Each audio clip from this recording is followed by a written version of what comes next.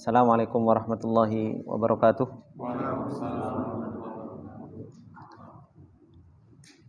Alhamdulillah, wassalatu wassalamu ala rasulillah wa ala alihi wa sahbihi wa man tabi'ahum bi ihsanin ila yaumiddin.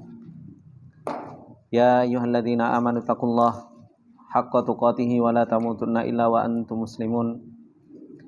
Ya ayyuhalladzina amanu taqullaha wa qulu qawlan sadida yuslih lakum a'malakum wa yaghfir lakum dhunubakum wa may yuti'illaha wa rasulahu faqad faza fawzan 'azima. Amma ba'du, fa inna asdaqal hadithi kitabullah wa khairul hadi hadi Muhammadin sallallahu alaihi wasallam wa syarrul umuri muhdatsatuha fa inna kulla muhdatsatin bid'ah wa kulla bid'atin dhalalah wa kulla dhalalatin finnar. Allahumma la ilma lana illa ma 'allamtana innaka antal alimul hakim.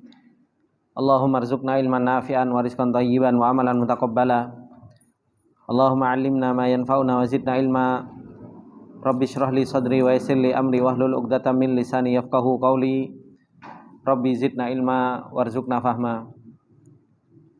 Ikhwani fillah rahimani wa rahimakumullah jami'an. Alhamdulillah, puji dan syukur kita panjatkan kepada Allah Subhanahu wa taala atas segala nikmat yang Allah Subhanahu wa taala limpahkan kepada kita semua. Dan alhamdulillah, di sore yang berbarokah ini kembali kita ditolong oleh Allah Subhanahu wa taala untuk kita bisa duduk bermajelis ilmu, untuk kita bisa mempelajari apa yang Allah Subhanahu wa taala perintahkan kepada kita semua. Dan ini adalah merupakan nikmat terbesar yang Allah Subhanahu wa taala berikan kepada kita sebagai hamba-hamba Allah Subhanahu wa taala yang diinginkan kebaikan oleh Allah Subhanahu wa taala. Seperti yang Rasulullah sallallahu alaihi wasallam sampaikan, man yuridillahu bihi khairan yufaqihu fiddin. Seseorang yang diinginkan kebaikan oleh Allah Subhanahu wa taala akan diberi pemahaman agama oleh Allah Subhanahu wa taala. Bahkan Allah Subhanahu wa taala telah mengatakan di dalam ayatnya, yarfa'illahu alladhina amanu minkum walladhina utul ilma darajat. Allah Subhanahu wa taala akan mengangkat derajat orang-orang yang beriman di antara kita dan mengangkat orang-orang yang mempunyai ilmu beberapa derajat. Ikhwani fillah rahimani wa rahimakumullah jami'an. Masih dengan kitab Kaifa Tatahammas li Talabil Ilmi Syar'i, bagaimana supaya kita bisa semangat di dalam menuntut ilmu syar'i, di mana di zaman yang penuh fitnah ini keinginan seseorang untuk mempelajari agama begitu lemah. Keinginan seseorang untuk belajar dinullah, agamanya Allah Subhanahu wa taala, begitu sangat berkurang dibandingkan dengan para salafus saleh dahulu. Oleh karena itu beliau menulis kitab yang nafi ini, yang bermanfaat ini, supaya membangkitkan semangat kita bagaimana seharusnya kita menuntut ilmu, karena ini adalah merupakan kebutuhan kita. Baik, yang pertama, hendaknya seseorang itu ikhlas karena Allah Subhanahu wa taala. Kemudian yang kedua, hendaknya seseorang itu sering membaca sirahnya para salafus saleh, bagaimana mereka menuntut ilmu. Dan sudah banyak kisah yang kita baca, kisah bagaimana para ulama dahulu menuntut ilmu dan mereka bersegera untuk mereka bisa mendapatkan ilmu.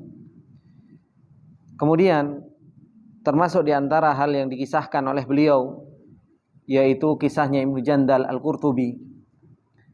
Beliau mengatakan, qala Ibnu Jandal Al-Qurtubi, telah berkata Ibnu Jandal Al-Qurtubi, beliau mengatakan, kuntu akhtalifu ila Ibni Mujahid rahimahullahu ta'ala ay adrusu alaihi. Kata Jandal Al-Qurtubi, saya adalah orang yang belajar kepada Ibnu Mujahid rahimahullahu ta'ala. Fa'adlajtu ilaihi, dan aku masuk kepadanya. Jadi Ibnu Jandal ini, beliau belajar kepada Ibnu Mujahid. Fa'adlajtu ilaihi ay bakartu ilaihi dhata marratin qabla al-fajr. Suatu hari aku datang kepada beliau, yaitu kepada Ibnu Mujahid, di waktu yang sangat pagi. suatu ketika. Bahkan datang sebelum waktu fajar. Kemudian li'ataqarraba minhu, tujuannya datang pagi-pagi itu supaya aku bisa mendekat dari halaqah, seperti yang pernah Ana sampaikan. Kalau dahulu belajar itu tidak ada mikrofon, sehingga mereka itu dahuluan untuk datang ke majelis seorang guru tersebut. Supaya apa? Supaya dekat dan bisa mendengar hadis yang disampaikan oleh seorang guru tersebut. Tujuannya li'ataqarraba minhu, tujuannya supaya aku dekat dari majelis tersebut. Ai li'uhassila makanan fil halaqati qariban minhu, supaya aku mendapatkan tempat di dalam halaqah dekat dari seorang guru.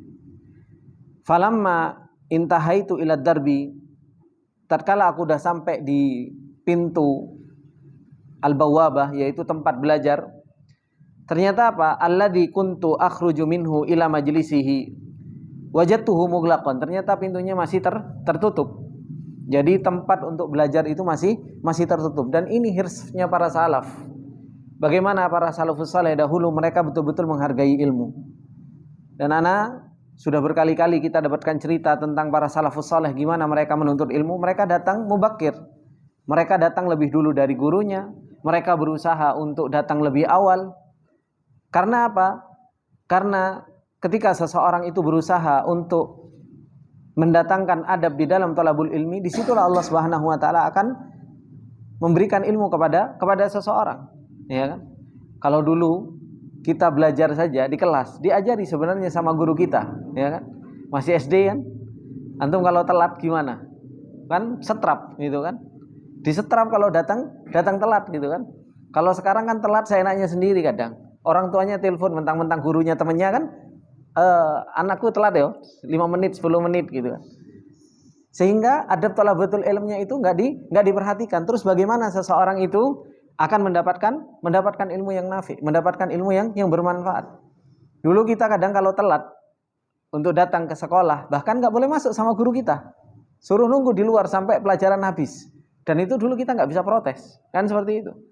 Dulu kita nggak bisa protes. Kenapa? Memang seperti itulah adab thalabatul ilm, adab menuntut ilmu yang harus diajarkan. Hendaknya seseorang itu datang lebih awal. Kemudian ini yang dicontohkan oleh para salafus saleh. Maka beliau mengatakan, wajadtuhu mughlaqan, ternyata pintu madrasah itu masih tutup. Wa asura alayya fathahu, dan sulit bagiku untuk membukanya. Orang dikunci. Faqultu subhanallah, maka aku katakan subhanallah. Ubakkiru ilaihi hadzal bukur wa ughallibu 'alal qurbi minhu wa aghlubu 'alal qurbi minhu. Saya terlalu pagi sampai apa? Keinginan saya untuk mendekat dari majelis tersebut. Saking pengennya untuk bisa masuk ke madrasah tersebut. Akhirnya apa? Fara'aitu hafratan bi jiwarid dar. Aku lihat itu kok ada bolongan. Kalau bahasa kita ini sebenarnya selokan, Pak. Ya kan? Ada selokan yang mengarah menuju ke dalam madrasah. Fara'aitu hafratan bijiwarid dar. Ada selokan di samping madrasah, yang selokan tersebut itu masuk ke dalam madrasah. Akhirnya apa? Faqtahamtuha wa dakhaltu fiha. Akhirnya aku masuk lewat selokan. Dan masuk ke dalam lubang tersebut gitu. Subhanallah, ini semua dilakukan oleh para salafus saleh bukan karena dablek ya, enggak. Gitu loh. Kalau masuk selokan sekarang kan dablek gitu kan. Tapi keinginan mereka supaya mereka bisa dekat dengan guru, sehingga mereka sudah booking tempat di dalam majelis ilmu.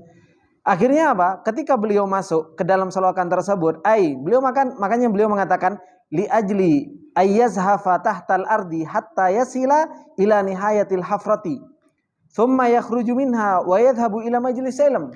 Kata beliau, tujuanku masuk ke dalam terowongan tersebut, ke dalam selokan tersebut, supaya apa? Supaya aku bisa merayap. Supaya aku ayyazhafa tahtal ard. Aku merayap di dalam terowongan tersebut, di bawah bumi tersebut, sampai aku tiba di ujung selokan tersebut, hingga akhirnya aku keluar dan aku masuk ke dalam halaqah ilmu. Aku bisa booking tempat terlebih dahulu. Ini yang terjadi. Subhanallah. Tapi ternyata apa? Falam masirtu fi wasatil hafrah daqat bi. Tatkala aku sudah masuk, jalan masuk ke depan gitu kan. Ternyata di tengah-tengah menyempit selokannya. Gitu kan? Ini bingung. Mau ke depan nggak bisa putar baliknya juga harus mundur kan?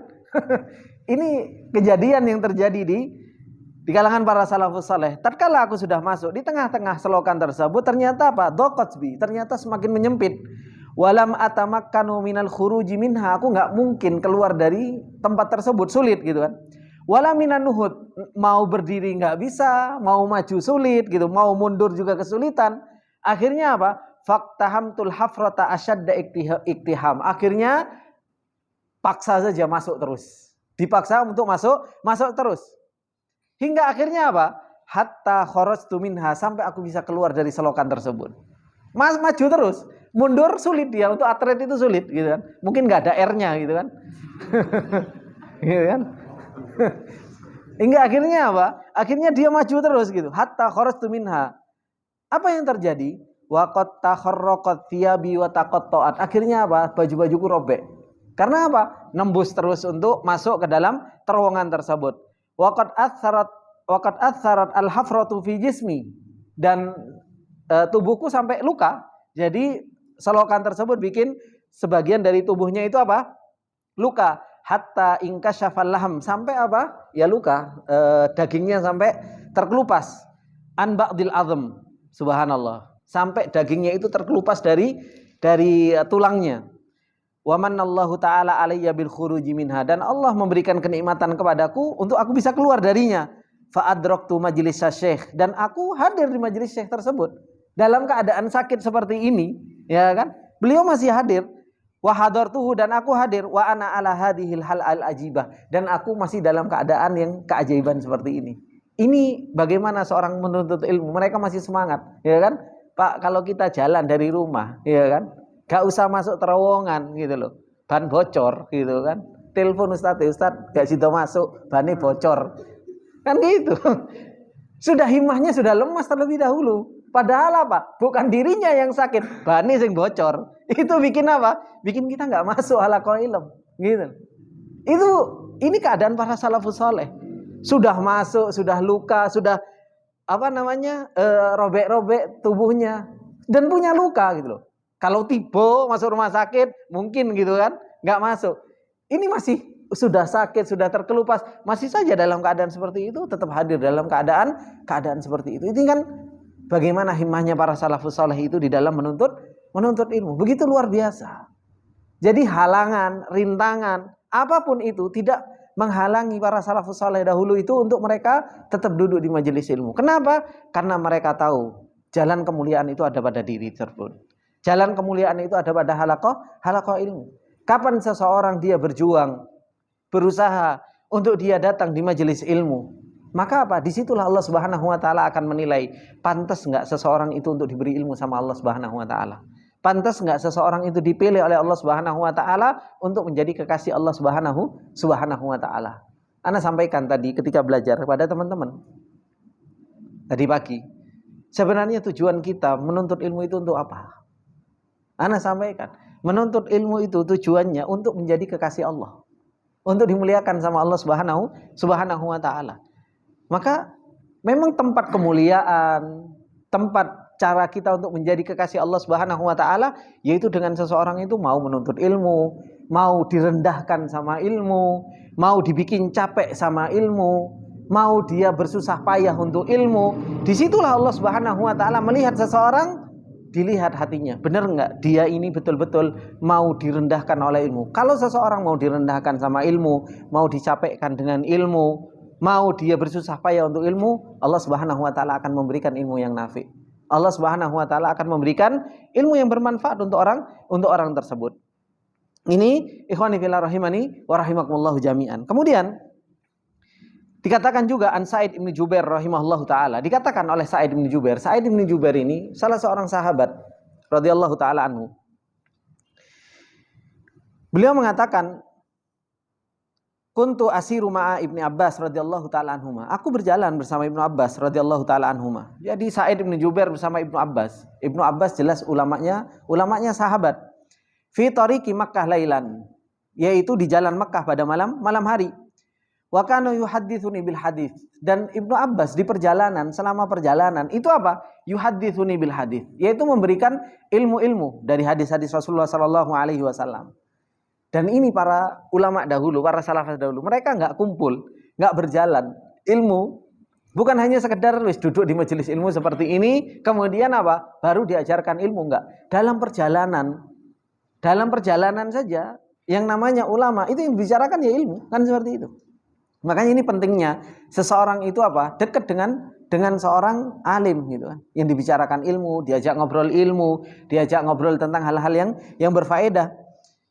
Akhirnya apa yang dikatakan oleh Sa'id bin Jubair, fa'aktubuhu fi wasatir rihal. Maka aku nulis di tengah-tengah perjalanan itu. Jadi sampai nulis apa yang dikatakan yang diberi tahu oleh Ibnu Abbas radhiyallahu ta'ala itu ditulis oleh Sa'id bin Jubair. Hatta asbaha fa'aktubahu, sampai pagi hari aku terus menulis. Ai aktubuhu fil waraq, aku menulisnya di kertas. Jadi begitu luar biasa selama perjalanan Ibnu Abbas pada malam hari sampai subuh, yang disampaikan oleh Ibnu Abbas radhiyallahu taala anhu itu apa? Ya ilmu dan seperti itu. Maka ini ikhwani fillah rahimani wa rahimakumullahu jami'an. Himmahnya mereka di dalam ilmu itu bukan hanya sekedar di majelis ilmu, di dalam perjalanan, di dalam makan, di dalam banyak sekali kisahnya para salafus soleh dahulu. Ketika makan itu pun yang dibicarakan ilmu. Tidak usah para salafus soleh, ana sendiri merasakan. Dahulu ketika ana belajar di Yaman, kita makan itu tidak ada kita makan itu yang dibicarakan enak yo, lauk enak yo, tidak gitu. Kita makan yang dibicarakan itu apa? Faraid.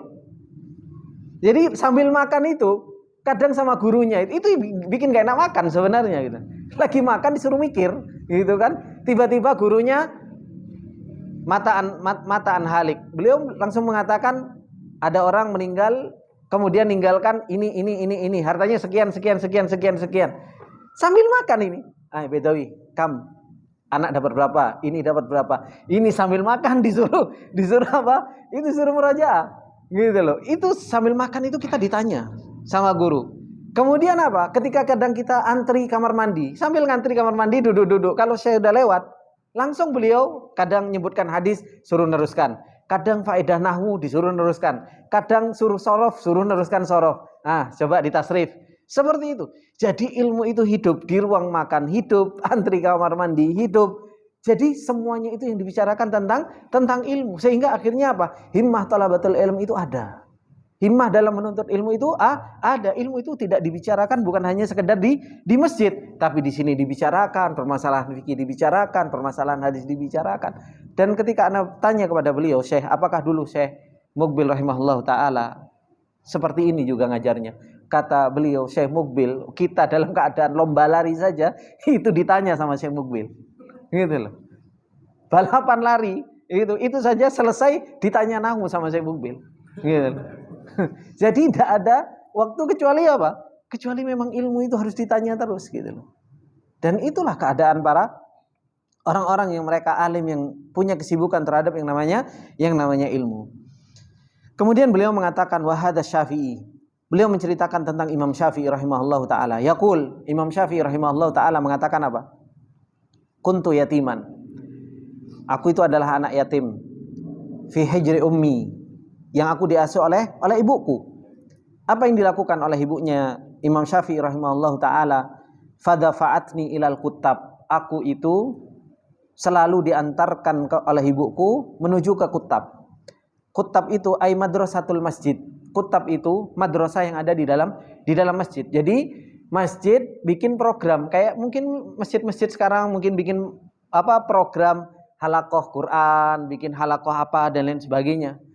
Maka ibunya Imam Syafi'i rahimahullah ta'ala, beliau selalu mengantarkan Imam Syafi'i itu ke madrasatul masjid. Walam yakun indaha ma'tu'til mu'allim. Tapi subhanallah, saking fakirnya ibunya Imam Syafi'i, itu ndak ada sesuatu yang diberikan kepada mu'allim.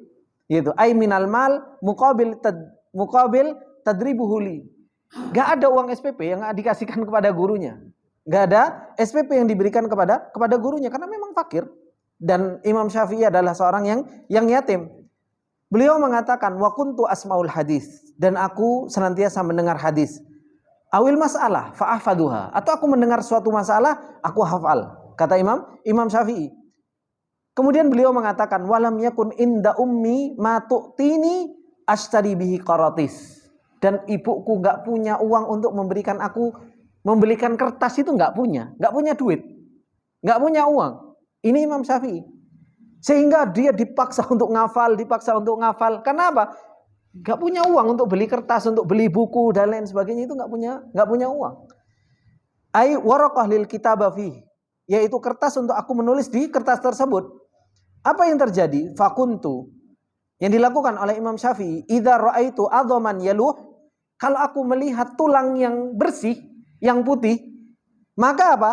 Ayyal ma bayadhan akhudhuhu fa'aktubu fihi, diambil tulang itu, diambil masalah itu, ditulis di atas tulang tersebut oleh Imam Syafi'i. Fa idza imtala'a, kalau sudah penuh tulang-tulang tersebut apa? Tarahtuhu fi jarratin kanat lahna qadimah, maka aku taruh di sebuah gentong. Jadi di rumah beliau ada gentong. Jadi ditaruh di situ, dikumpulkan tulisan-tulisan dari Imam Syafi'i tersebut. Itu luar biasanya bagaimana susahnya para salafus saleh dahulu, mereka belajar. Kita alhamdulillah kertas lebih-lebih. Kan seperti itu. Kertas lebih-lebih kita gitu loh. Untuk nulis susah, maktabah dibeli juga mampu, kan seperti itu. Tapi ya subhanallah, kenapa kok sudah banyak yang Allah Subhanahu wa taala mudahkan. Bahkan sebagian para ulama dahulu mereka belajar, nanti disebutkan, mereka belajar itu dari mana? Dari itu lentera bulan gitu. Jadi hanya dari lampunya bulan. Kalau sudah tengah bulan mereka baru bisa belajar malam dan lain sebagainya. Itu luar biasanya para ulama. Tapi keadaan seperti itu justru malah tidak menjadikan mereka itu lemah di dalam belajar. Tidak menjadikan mereka itu lemah dalam belajar. Dalam keadaan kurang, dalam keadaan istilahnya banyak hal yang mereka nggak mampu untuk mereka beli, tapi tidak menjadikan mereka itu lemah di dalam belajar. Kemudian beliau mengatakan, Haka Sulaim Ar-Razi, beliau mengatakan, Anna Syekh Aba Hamid Al-Isfirayini, bahwasanya Aba Hamid Al-Isfirayini rahimahullah ta'ala, kana fi awali amrihi yahrusu fi ba'did durub. Jadi Aba Hamid Al-Isfirayini ini, beliau kerjaannya itu apa? Di perkara awal mulanya itu, beliau jadi satpam. Jadi jaga. Yahrusu fi ba'did durub, di tempat-tempat penjagaan. Jadi kerjaan beliau itu ya jadi satpam, jadi jaga.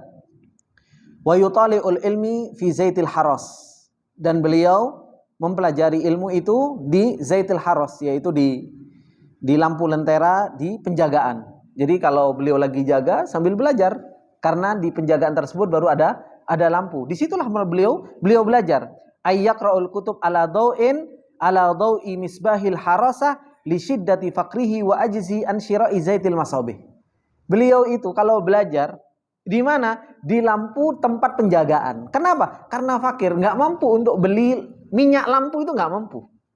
Gitu loh. Alhamdulillah kita subhanallah, lampu seake-ake ini kayak gini kan. Lampu sebanyak kita. Cuma kemampuan mata kita untuk baca Allahu Akbar 5 menit wis ngantuk-ngantuk gitu kan. 10 menit ya alhamdulillah gitu kan. Kalau dahulu mereka nggak pakai lampu, itu ya Masya Allah, mereka masih kuat di dalam menjaga. Gimana? Seberapa terang gitu lampu yang ada itu. Gitu. Maka wa kana ya'kulu min ujratil haras, dan beliau Syekh Abu Hamid Al-Isfirayini, beliau makan dari apa? Ujrah, dari penjagaan tersebut. Beliau jadi satpam, beliau dapat dapat uang dan beliau jadikan makan. Tapi apa? Satpam enggak belajar. Satpam tapi belajar. Makanya ada kemarin itu ketika anak nganter Robibah anak ke Imam Ahmad, anak ketemu sama orang Cirebon mana? Banten. Kemudian beliau bareng sama anak ke mana? Ke Jogja. Di tengah jalan anak tanya, "Pak, antum kok bisa tahu Imam Ahmad?" "Iya Ustadz, anak itu sebenarnya anak saya banyak Ustadz. Anak saya banyak di tempat-tempat itu banyak. Di Solo, di Jogja juga ada, kemudian di Bandung juga ada. Jadi anaknya itu mencar-mencar." karena beliau juga sekolah punya bisnis juga di Bandung. Kemudian tapi ana itu mau mindahkan anak-anak semua ke mana?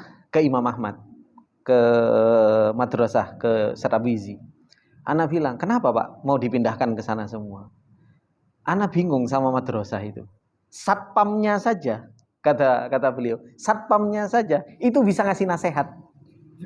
Kata, satpamnya loh, ana itu datang jam 3, dinasehati sama satpam, ketemu sama satpam. Tak tanya, satpam, Bapak belajar? Iya, saya juga setoran. Jadi satpam saja kok bisa nasihati, dan ini ana nggak temukan di mana? Di pondok-pondok lain, katanya. Ana nggak temukan di pondok-pondok lain. Anak-anak pondok di sini. Beliau menyebutkan beberapa pondok. Itu apa? Satpam ya wis satpam aja. Tapi apa? Ini satpamnya bisa nasihati, bisa bawa dalil, bisa ini. Seperti itulah. Apapun profesi kita, hendaknya seseorang itu menjadi seorang penuntut ilmu. Bukan berarti terus satpam nggak belajar. Satpam ya belajar. Tukang masak ya belajar. Gitu loh. Tukang sapu ya belajar. Kerja di pabrik ya belajar. PNS ya belajar. Apapun profesi kita, jangan pernah menghalangi seseorang itu dari yang namanya belajar. Kenapa? Belajar itu kewajiban kita dengan Allah Subhanahu wa taala. Amanah kita dengan Allah Subhanahu wa taala. Kerja, amanah kita dengan keluarga. Kita ngasih nafkah kepada keluarga kita, ngasih makan anak istri kita, itu amanah kita untuk keluarga kita. Tapi namanya belajar itu amanah antara kita langsung dengan Allah Subhanahu wa taala. Kita diperintahkan oleh Allah Subhanahu wa taala untuk belajar, dan nanti akan ditanya oleh Allah Subhanahu wa taala. Makanya apa? An ilmihi, tentang ilmunya. Ditanya nanti sama Allah Subhanahu wa taala. Umur kita dihabiskan untuk belajar atau enggak? Maka apa? Apapun profesi kita, belajar, tetap luangkan waktu untuk kita belajar. Seperti yang terjadi pada Aba Hamid Al-Isfaraini ini. Beliau penjaga, satpam, dan gak ada lampu. Tapi apa? Beliau tetap belajar dengan lentera yang sedikit itu. Siapa tahu itu bisa menjawab nanti pertanyaan nanti di depan Allah Subhanahu wa taala. Dan siapa yang menjamin kita menjawab dengan lampu yang begitu banyak? Dengan teknologi yang banyak yang seperti ini. Ya kan? Teknologi yang dimudahkan sama Allah Subhanahu wa taala. Ada rekaman, lampu yang begitu banyak, kemudian majelis-majelis yang Allah Subhanahu wa taala mudahkan. Terus apa yang akan kita jawab nanti di hadapan Allah? Kenapa kita nggak kenal sama Allah? Kenapa kita nggak kenal dengan agama kita? Kenapa kita nggak kenal dengan Rasulnya? Kenapa kita nggak bisa menjalankan ini dan ini dan ini dan itu dan lain sebagainya? Apa yang mau kita jawab dengan Allah Subhanahu wa taala nanti? Dengan kemudahan yang begitu banyak, tapi ternyata apa? Thalabul ilmi kita lemah. Himmah di dalam menuntut ilmu kita nggak ada waktu. Kita tersibukkan dengan urusan-urusan yang menyibukkan dari menuntut ilmu. Maka inilah ikhwani fillah rahimani wa rahimakumullahu jami'an. Dikatakan qala Ibnu Asakir fi tarjamatil abdi saleh. Di dalam terjemahnya hamba yang soleh, yaitu siapa? Abi Mansur Muhammad ibn al-Husain An-Naisaburi rahimahullahu taala. Beliau mengatakan di dalam terjemahnya tersebut bahwasannya Abi Mansur Muhammad bin Husain An-Naisaburi ini, beliau mengatakan apa? Wajadda wajtahada. Beliau adalah orang yang bersungguh-sungguh dan berjuang di dalam perjalanan fi talabil ilmi, fi talabil ilmi. Beliau adalah orang yang sungguh-sungguh berjuang di dalam perjalanan menuntut ilmunya. Dalam keadaan apa? Fi faqrin wa qillatin min dzatil yad. Beliau adalah orang yang fakir dan enggak punya bekal. Tapi beliau sungguh-sungguh di dalam belajar. Hatta annahu kana yu'alliqu durusahu ayyaktubu 'alaiha ta'liqat wa ma'lumat idhafiyah. Sampai beliau apa? Beliau nulis di samping-sampingnya bukunya itu apa? Ta'liq. Dari apa yang disampaikan oleh gurunya, faedah-faedah yang lain. Dan di mana beliau merojaahnya? Wa yutali'uha fil qamar. Beliau merojaahnya kapan? Ketika di malam hari dengan terangnya bulan. Wa yutali'uha fil qamar ay ala dhau'il qamar li ajzihi an syira'i zaitil masabih. Karena lemahnya, fakirnya enggak mampu untuk beli minyak lampu neon, enggak mampu. Akhirnya belajarnya di bawah rembulan, ya kan? Di bawah terang rembulan belajar, Masya Allah. Dan ternyata ikhwani fillah rahimani wa rahimakumullah, ana pun ngerasakan yang seperti ini. Gitu loh. Ana ngerasakan belajar di Yaman dulu.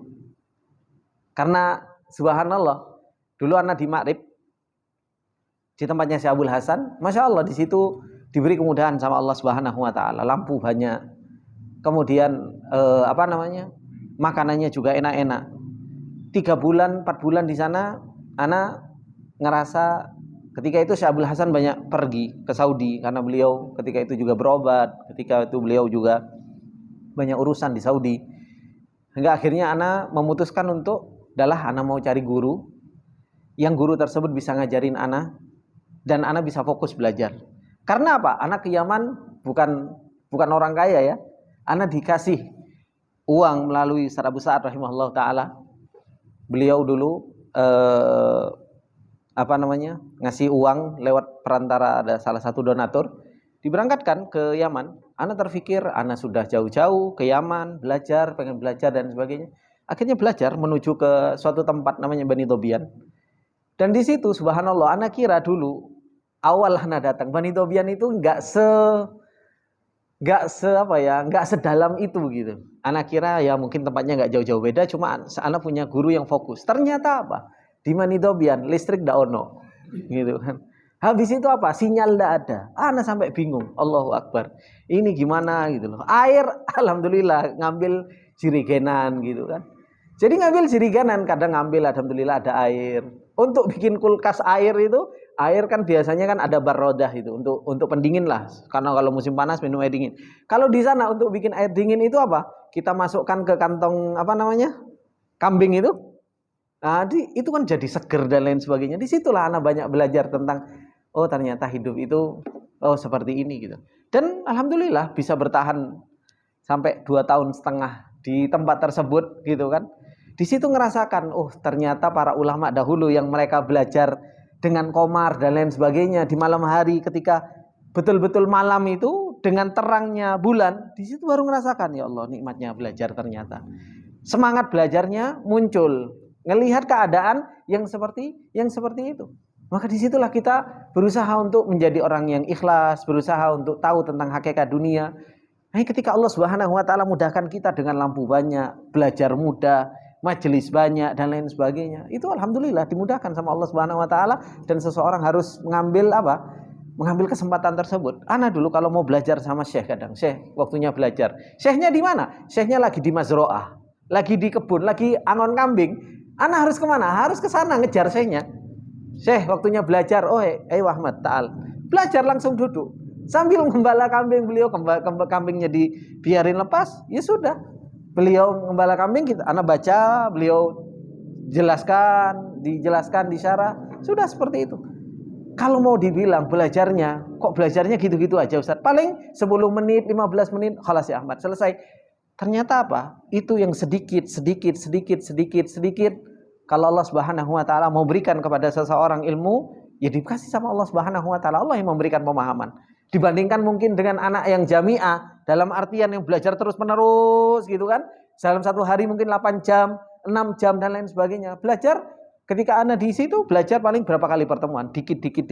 Tapi Allah Subhanahu wa taala beri keberkahan. Itu yang penting. Kenapa? Berusaha untuk menjadi orang yang ikhlas, berusaha untuk menjaga adab, berusaha untuk memperhatikan hal-hal yang itu berkaitan dengan masalah talabatul ilm yang dianjurkan oleh para ulama. Maka beliau mengatakan tentang Abi Mansur Muhammad ibn Husain An-Naisaburi ini. Beliau merojaah itu di malam hari, itu di bawah lentera bulan. Lidhiki yadihi an tahsili dihni sirat. Karena apa? Begitu lemahnya atau begitu fakirnya untuk mendapatkan minyak lampu. Wa huwa ma'adzalika yukabidul faqr wa yulazimul wara' wa la ya'khudhu min mali syubha syai'an. Bersamaan dengan itu, beliau justru beliau sabar dengan kefakirannya dan wara' terhadap hal-hal yang haram dan yang syubhat, dan sama sekali enggak pernah memakan harta yang syubhat sedikit pun. Ini yang dilakukan oleh para ulama dahulu. Ini disampaikan oleh Ibnu Asakir tentang terjemahnya Abi Mansur Muhammad ibn Husain An-Naisaburi. Maka apa yang diceritakan oleh para ulama tentang bagaimana para salafus soleh mereka belajar, kayaknya khoyal gitu loh. Kayaknya itu kayaknya wangel tenan Ustaz, kayaknya begitu berat. Tapi itu yang dilakukan oleh mereka. Itu yang dilakukan oleh mereka, dan mereka telah menjalani perjalanan menuntut ilmu yang begitu luar biasa. Sehingga Allah Subhanahu wa taala angkat derajatnya, diberi kemuliaan oleh Allah Subhanahu wa taala. Allah Subhanahu wa taala berikan ilmu yang nafi kepada mereka. Dan Allah Subhanahu wa taala mudahkan perjalanan mereka sehingga mereka dipilih untuk menjadi orang-orang yang membawa agama Allah Subhanahu wa taala. Kalau kita pengen mengharap kita dipilih untuk membawa agama Allah Subhanahu wa taala, ya pantaskan diri kita. Gitu loh. Karena nggak mungkin membawa agamanya Allah Subhanahu wa taala kecuali apa? Aminuhu, kecuali orang-orang yang dipilih sama Allah Subhanahu wa taala, orang yang amanah dalam perjalanan ilmunya, orang yang kuat dalam membawa amanah ilmu ini. Maka itulah pilihan kita. Kalau kita memang pengen dipilih sama Allah Subhanahu wa taala, layakkan, pantaskan diri kita untuk dipilih sama Allah Subhanahu wa taala. Kalau enggak, ya terus-terusan kita akan berjalan seperti ini tanpa kita dipilih sama Allah Subhanahu wa taala. Ini ikhwani fillah rahimani wa rahimakumullah jami'an, sedikit sebagai nasihat dalam perjalanan ilmu kita. Yang kedua yaitu ma'rifatu mudi hersis salaf ala tahsilil ilm. Bagaimana supaya kita semangat? Yang pertama kemarin berbicara tentang masalah ikhlas. Betul-betul karena Allah Subhanahu wa taala, kita mengharap untuk menjadi kekasih Allah Subhanahu wa taala, menjadi orang yang dicintai oleh Allah Subhanahu wa taala. Dan yang kedua, salah satu sebab kita semangat dalam menuntut ilmu, tahu bagaimana para salafus saleh itu belajar. Kalau kita sudah tahu bagaimana para salafus saleh belajar dan mereka dimuliakan oleh Allah Subhanahu wa taala, itulah perjalanan sebab seseorang dimuliakan dan kita harus mengikuti mereka. Taib, insyaallah kita cukupkan. Subhanakallahumma wa bihamdika asyhadu an la ilaha illa anta astaghfiruka wa atubu ilaik. Assalamualaikum warahmatullahi wabarakatuh.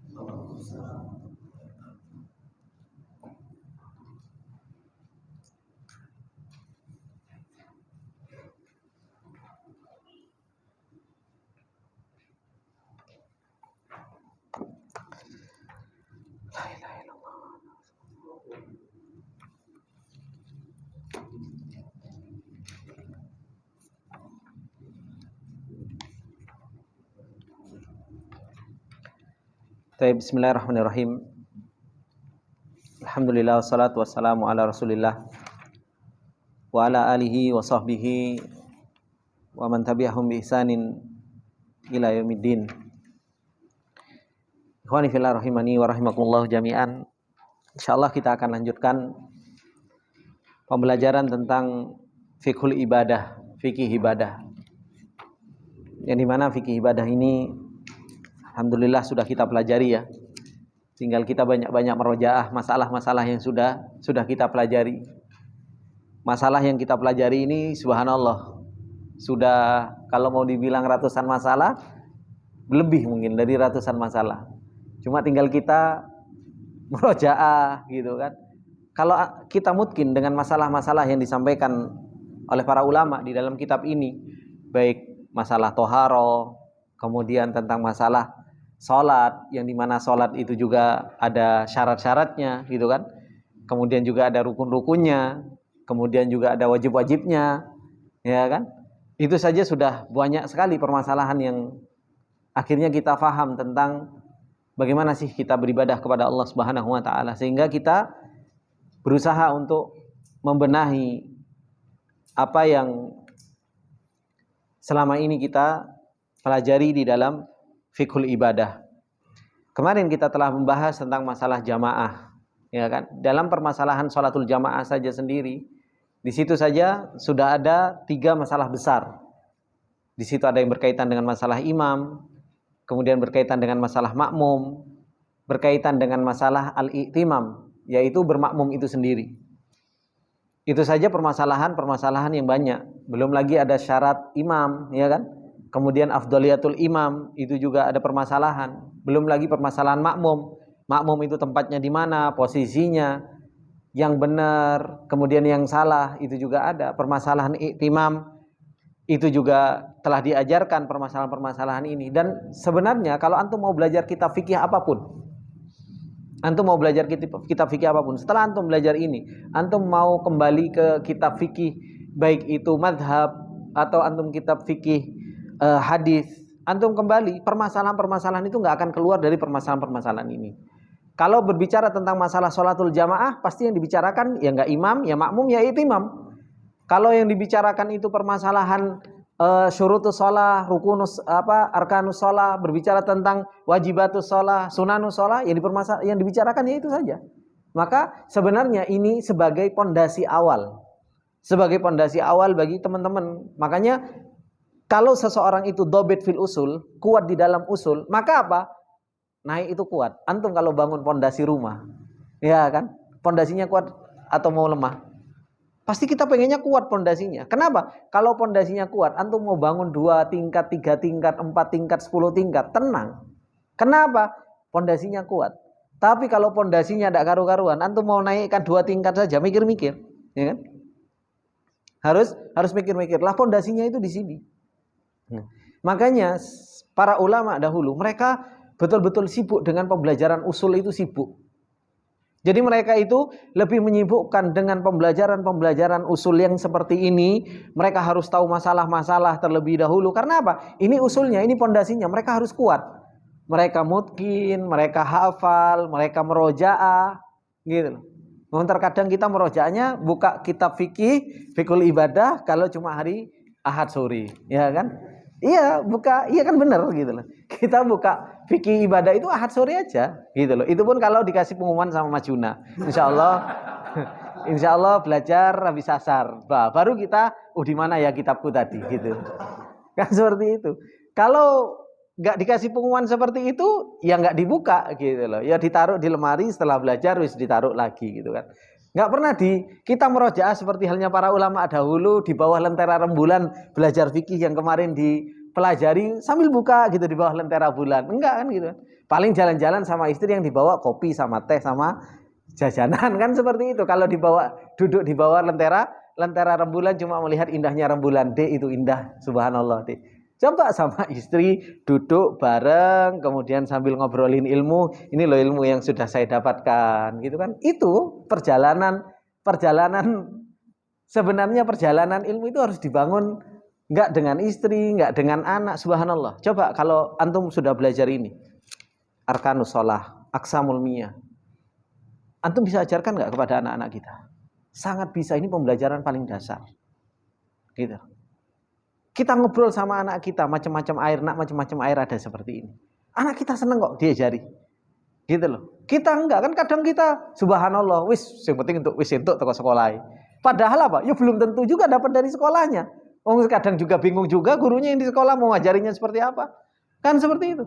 Sedangkan kita yang belajar, makanya anak itu ngajarin bapak-bapak. Kalau ngomong, anak pernah ditanya, kenapa kok antum ngajarin bapak-bapak? Kenapa nggak ngajarin anak-anak SMA yang mereka mungkin lebih apa? Kalau bahasanya lebih prospek gitu kan? Kenapa nggak ngajarin anak-anak SMA lebih prospek? Bahasa Arab, kemudian ngajarin fikih, mereka lebih cerdas, mereka lebih cepat. Anak nyampaikan, siapa tahu bapak-bapaknya itu ngajarin istrinya, ngajarin anaknya, ngajarin cucunya. Dengan apa? Dengan mereka belajar itu, gitu. Sehingga mereka tahu macam-macamnya air, mereka tahu arkanus shalah, wajibatus shalah, syurutus shalah, jamaah harus seperti apa. Mereka punya ilmunya di dalam mereka beribadah. Itu. Cuma ya gitu, kembali kepada himmah talabatul ilm tadi. Kalau himmah talabatul ilmnya kerupuk, kena angin, keluar dari masjid langsung melempem. Gitu kan? Kan seperti itu. Tapi kalau himmah talabatul ilmunya itu kuat, ya dia akan merojaah di rumah, di merojaah, dibaca, dilihat, dibaca, dilihat. Dan seperti itulah perjalanan talabul ilmi. Makanya sampai dikatakan hayatul ilm itu bil murojaah. Hidupnya ilmu itu dengan merojaah. Kalau enggak merojaah, ana ingat sama Abu Dzaifah hafizallahu taala. Beliau kalau ana datang, Syekh waktunya belajar. Syekh hana waktu durus. Ana datang, taib ta'al ijlis, suruh datang, baru beliau tanya pelajaran apa yang kemarin, gini Syekh, ditanya lagi, anak nggak bisa jawab, kata dia RJ, disuruh balik anak, udah balik lagi, kamu merojaah, nggak dikasih anak pelajaran tambahan pas hari itu rasanya kadang, wallahi Pak, anak kadang nangis. Kenapa? Anak itu sampai kesel, anak pernah sampai apa ya, curhat ke salah satu syekh namanya Abul Hasan, sama temannya beliau, muridnya Syekh Mukbil. Ana bilang ke beliau, Syekh, ini kenapa Abu Dzaifah? Ana baru nggak bisa ngejawab segini. Ana sudah disuruh pergi. Kata Abul Hasan, isbir ala murri jafa'il muallimi. Sabar dengan kerasnya guru, beliau itu menginginkan kebaikan sama kamu. Iya Syekh, tapi satu hari saya nggak dapat faedah. Saya datang ke sini, saya jauh-jauh dari Indonesia. Teman-teman saya itu yang di mana? Yang di tempat yang lain, mereka setiap hari dapat pembelajaran dan lain sebagainya. Tapi apa kata beliau? Ya udah, suruh sabar. Seperti itulah perjalanan menuntut ilmu. Tapi disitulah Allah Subhanahu Wa Taala nguji kita merojaah atau enggak. Makanya kalau malam nggak merojaah, kemudian waktunya setoran kok nggak setor, hafalan kok nggak hafal, sudah alamat sudah. Besoknya roh disuruh balik, disuruh merojaah lagi gitu loh. Jadi apa? Bukan hanya pelajaran kemarin kadang yang ditanya, pembelajaran yang 2 hari yang lalu, 3 hari yang lalu itu kadang ditanya sama beliau. Makanya itulah perjalanan yang harus ditempuh. Hayatul ilm itu bil murojaah. Ini kalau anak tanya tentang iktimam, kok suruh buka tutup buku semuanya? Yo kan oleng semua kan seperti itu. Kan makanya ikhwani fillah rahimani wa rahimakumullah, itu yang itu yang subhanallah, paling enggak kalau antum enggak bisa merojaah sendiri, merojaah dengan istri. Merojaah dengan anak. Pembelajaran buku ini bukan untuk antum saja. Ini bermanfaat untuk anak antum, bermanfaat untuk istri antum. Gitu. Bermanfaat untuk antum, bermanfaat untuk istri antum, bermanfaat untuk keluarga. Kenapa? Antum tahu tentang fikih ibadah, tentang ini. Wah, antum kayak ustadz aja. Nanti digituin sama istrinya. Enggak. Bukan berarti terus ngajarkan ustadz. Akan tapi apa? Ayo bareng-bareng belajar. Bareng-bareng merojaah. Nanti ketika antum merojaah, di situ pasti antum akan temukan permasalahan. Loh, iya ya, ini kok nggak paham ya anak dengan yang dijelaskan Ustadz itu. Di situ kan antum akhirnya tanya. Tapi kalau antum nggak pernah merojaah, kayaknya aman tentrem gitu loh. Oh, kayaknya itu anak paham semuanya gitu loh. Kayaknya itu anak paham dengan apa yang Ustadz sampaikan. Itu kayak gitu. Tapi kalau antum merojaah dengan istri antum, ada satu permasalahan. Ini apa ya? Kok anak nggak tahu ya? Besok tak tanyakan ke Ustadz. Di situ akhirnya antum tambah ilmu lagi. Antum akan tambah ilmu lagi, antum tambah ilmu lagi. Tapi kalau enggak, habis belajar tutup, ketemu minggu depannya lagi, ya sudah. Kayaknya paling paham sudah. Sudah jadi alul ilm. Keluar itu kayak sudah jadi alul ilm akhirnya kan seperti itu.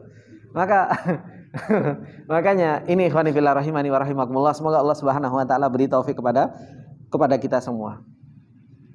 Berbicara tentang masalah sholatul jamaah, di situ akan berbicara tentang masalah al-udhru fi sholatil jamaah. Ada udzur-udzur yang membolehkan seseorang itu tidak sholat jamaah. Beliau memberikan udzur ini.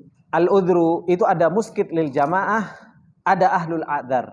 Ada hal-hal yang itu memang menggugurkan seseorang itu dari sholatul jamaah. Dan di sana ada orang-orang yang udzur dari sholatul jamaah.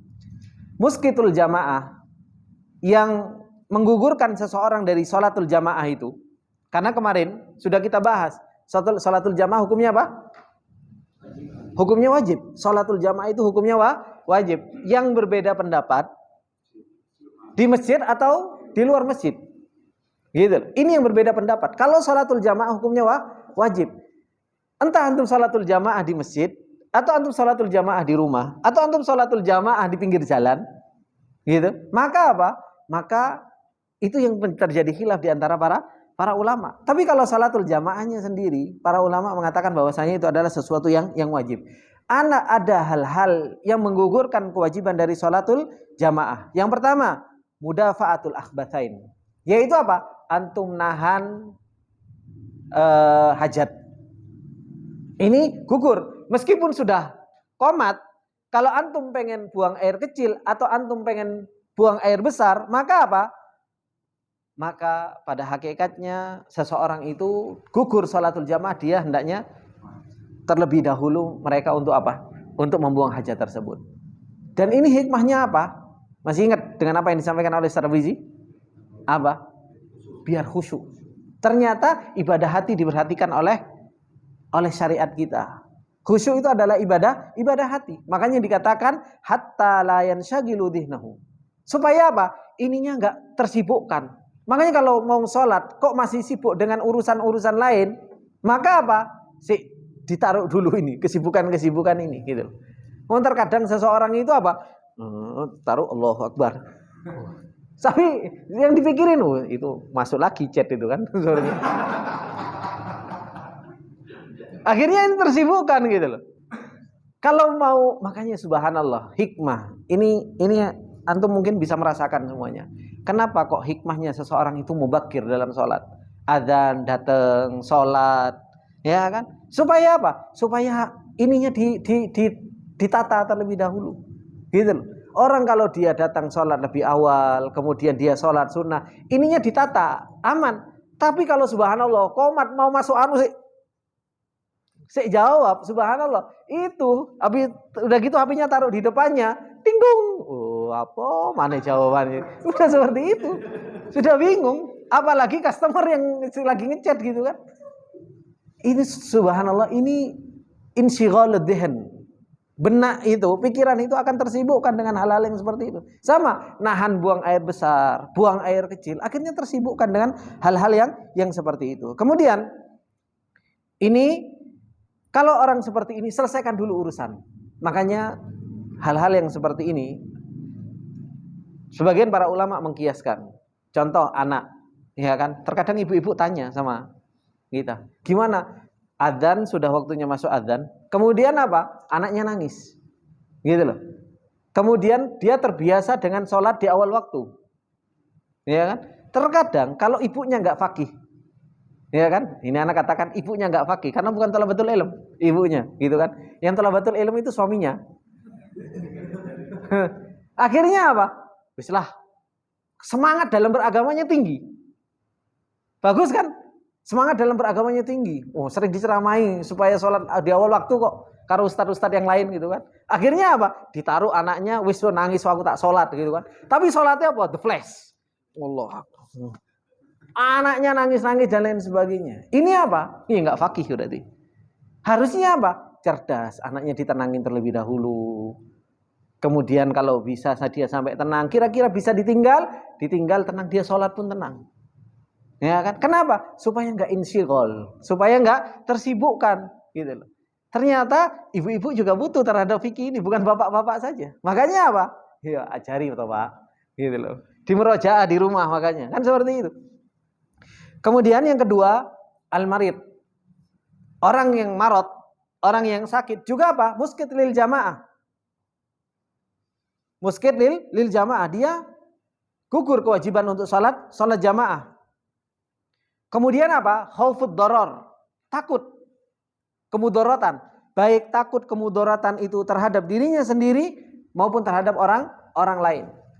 Bagaimana takut terhadap dirinya sendiri? Seumpamanya nih, kayak Mas Juna contohnya. Ya kan? Kalau keluar masjidnya agak jauh seumpamanya. Dan di situ banyak begal. Ya kan? Soalnya Mustika Sari ya, Mas. Banyak begal, mau keluar takut, wah bahaya subuh-subuh banyak begal gitu kan. Takut terhadap dirinya. Maka apa? Muskit. Maka dia nggak wajib untuk sholat jamaah, sholat di rumah. Karena apa? Doror terhadap dirinya. Maka sholat jamaah, sholat di rumah. Karena khauf doror. Kemudian apa? Hudurut ta'am. Nah, hadirnya makanan. Ini juga apa? Muskit lil jamaah. Seperti yang Rasulullah SAW sampaikan. Maka apa? Untuk apa? Menyelesaikan makanan terlebih dahulu, untuk dia menyelesaikan hajatnya. Kapan seseorang itu boleh meninggalkan jamaah dengan hadirnya makanan? Kalau apa? Sudah lapar, ya kan? Insyghal. Tapi kalau enggak insyghal, ya enggak. Kalau sudah enggak tersibukkan, maka didelok makanan. Ayo makan, didelok makanan nih. Ah, biasa. Enggak ada nafsu yang berlebihan kepada makanan tersebut. Maka apa?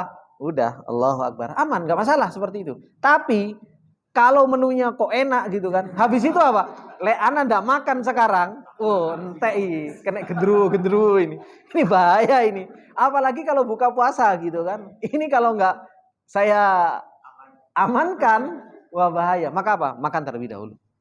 Maka makan terlebih dahulu.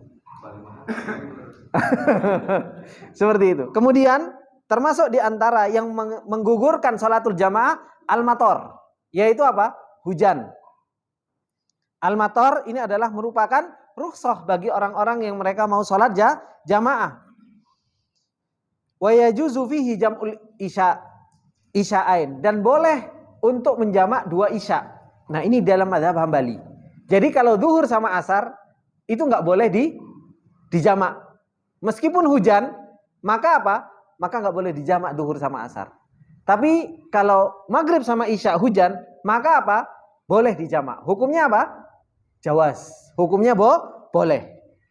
Hukumnya boleh. Makanya kalau seumpamanya imamnya nggak jamak, ya udah nggak apa-apa. Wong hukumnya juga jawaz, nggak sunnah juga, dan seperti itu. Jangan terus, wah ini nggak jamak berarti nggak salafi ini, gitu kan? Dan enggak, hukumnya jawaz saja, boleh menjamak, boleh, enggak juga, karena hukumnya hanya sekedar boleh, seperti itu. Maka ini beberapa sebab-sebab seseorang itu boleh meninggalkan sholat jamaah. Yaitu apa? Mudafa'atul akhbatsain, kemudian marid, kemudian to'am, adanya makanan, kemudian terus hujan, kemudian apa? Takut doror. Doror.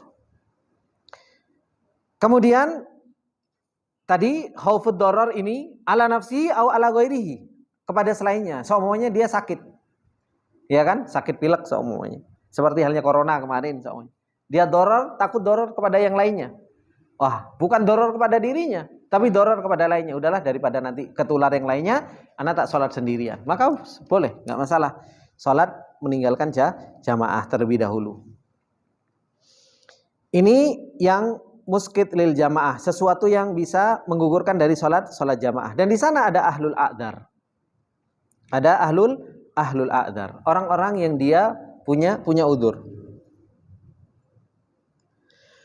Orang-orang yang punya udzur, yang pertama itu adalah al-marid. Orang-orang yang sakit. Orang yang sakit ini, ikhwani fillah rahimani wa rahimakumullah jami'an. Selain dia dapat udzur dari salatul jamaah, dia juga dapat udzur di dalam salatnya. Makanya apa?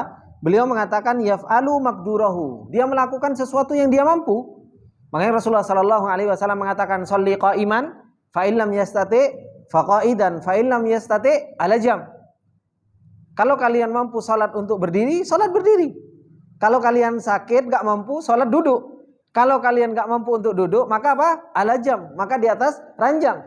Kalau kalian enggak mampu lagi, ya disolati. Ya kan? Ya sudah enggak mampu salat, enggak mampu untuk salat dalam keadaan tidur, dengan gerakan matanya atau apa dan sebagainya, kan berarti kan ya disolati kan, seperti itu. Maka orang yang sakit mereka adalah ahlul a'dzar. Kemudian yang kedua, musafir.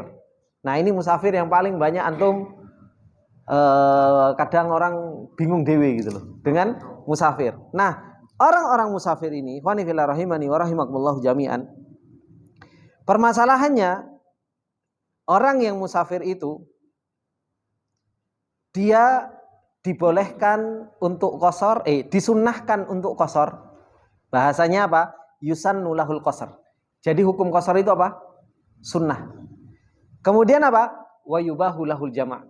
Dan dibolehkan seseorang itu untuk jamak. Ini yang antum pahami. Jadi qashar itu hukumnya apa? Sunnah. Jamak hukumnya boleh. Mubah. Kalau antum lagi safar, iya kan? Antum lagi safar, terus antum qashar tapi antum enggak jamak, enggak masalah. Enggak masalah.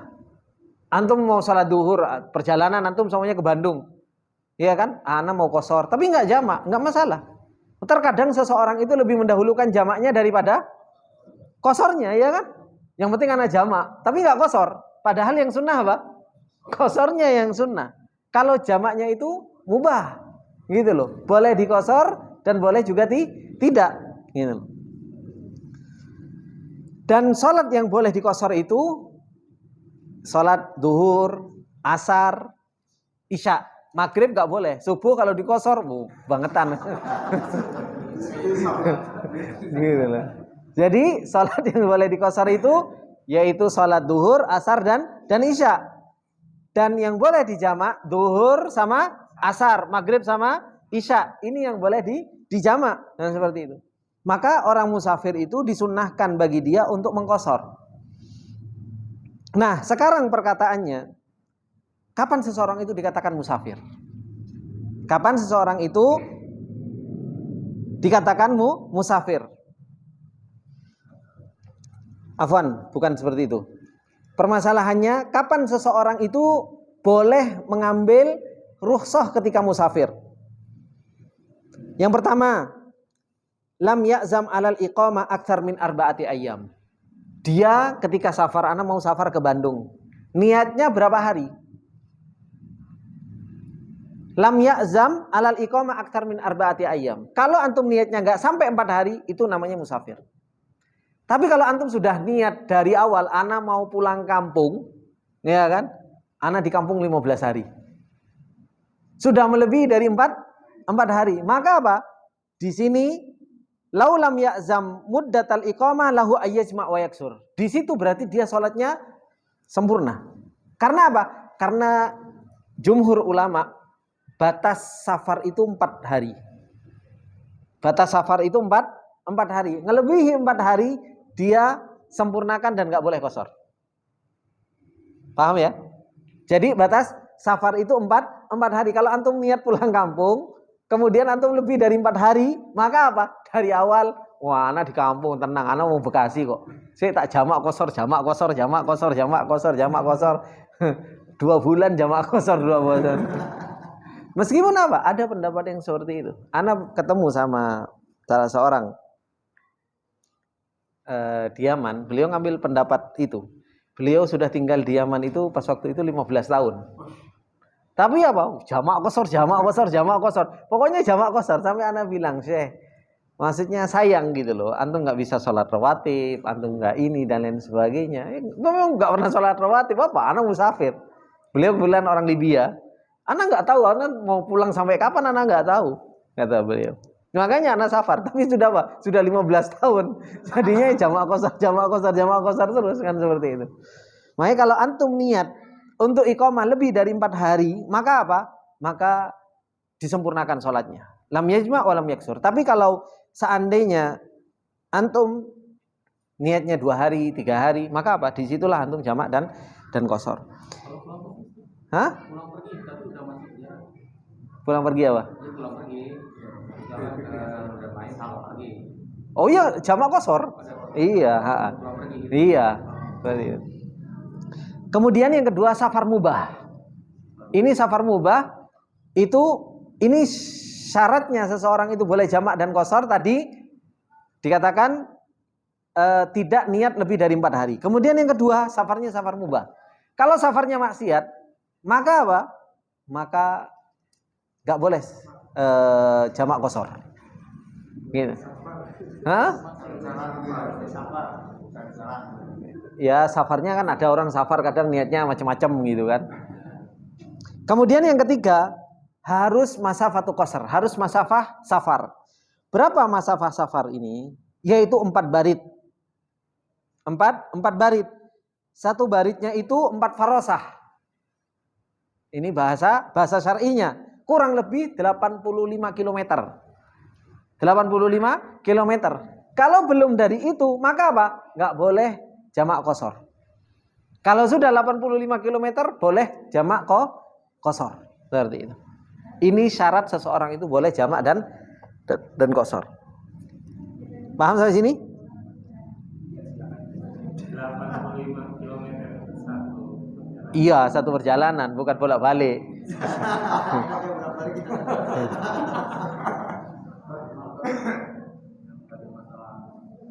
Masalah hujan itu ya kita kan harus sholat di rumah yang lebih afdol apa kita berjamaah apa kita di rumah. Terus dan kedua faktor hujannya yang seperti apa yang kita harus misalkan harus di rumah. Iya. Jadi faktor hujan, apakah kita afdolnya sholat di masjid atau di rumah gitu? Kalau nggak mau berbicara tentang masalah afdol, mau sholat di masjid atau di rumah, ketika di situ ada rukhsah, kita ambil rukhsah. Apalagi kalau muadzinnya sudah mengatakan shollu fi rihalikum, ya udah sholat aja di rumah. Sholat di rumah. Di rumah juga kita bisa jamaah sama keluarga. Itu yang pertama. Kemudian yang kedua, hujannya yang seperti apa? Sebenarnya kalimat hujan, selama itu hujan, mau hujan rintik-rintik, ya sholat aja di rumah. Sebenarnya kan seperti itu. Cuma para ulama mengatakan, kenapa kok dibolehkan sholat di rumah ketika dalam keadaan hujan? Karena alasannya kan masyaqqah, illah. Kalau kita berbicara tentang masalah mazhab, pasti di situ berbicara tentang masalah illah, alasan, gitu kan? Karena hukum syar'i ini ada ilahnya, ada alasannya, gitu kan? Ilahnya apa? Masyaqqah, yaitu berat. Selama hujannya itu membuat masyaqqah, maka apa? Maka disitulah seseorang itu boleh sholat di rumah. Seumpamanya hujannya itu buat kita masyaqqah, membuat kita berat, maka apa? Sholat di rumah. Meskipun kalau kita mau berbicara hujan, apapun itu hujannya, mau rintik-rintik, mau deres, mau apa dan sebagainya, maka apa? Sholat di rumah. Tapi para ulama madhab selalu berbicara ilah. Ilahnya apa? Masyaqqah. Kalau hujannya itu cuma rintik, nggak membuat kita masyaqqah, apalagi rumahnya di depan masjid, tinggal nyebrang gitu kan, nggak ada masyaqqah dan lain sebagainya, ya udah sholat di masjid. Seperti itu. Karena nggak ada alasan masyaqqahnya. Dan kenapa kok boleh jamak antara maghrib dan isya? Karena waktunya pendek dan situ ada masyaqqah luar biasa. Kalau hujan, kemudian dia harus balik, hujan, kemudian terus balik lagi, kan masyaqqahnya luar biasa. Maka di situ boleh menjamak. Jadi alasannya itu masyaqqah. Selama hujan itu membuat kita berat, maka apa? Maka seorang itu boleh salat di rumah. Ustaz, sekarang nggak ada masyaqqahnya, alhamdulillah ada payung. Kalau dulu mungkin kan nggak ada payung, Ustaz. Kan seperti itu. Ya tetap masyaqqah. Antum bawa payung juga namanya masyaqqah, seperti itu. Ini sudah yang ketiga, ahlul adzar, yaitu salatul khauf. Salatul khauf. Salatul khauf ini, ikhwani fillah rahimani wa rahimakumullah jami'an, ada pembahasan tersendiri karena salatul khauf ini ja'at bi sifatin muta'addidah wa yajuzu fi'luha kulluha. Jadi boleh dilakukan semuanya. Jadi Allah ngasih beberapa cara untuk salatul khauf ini. Gitu. Salat ketika dalam keadaan takut perang. Ya kan?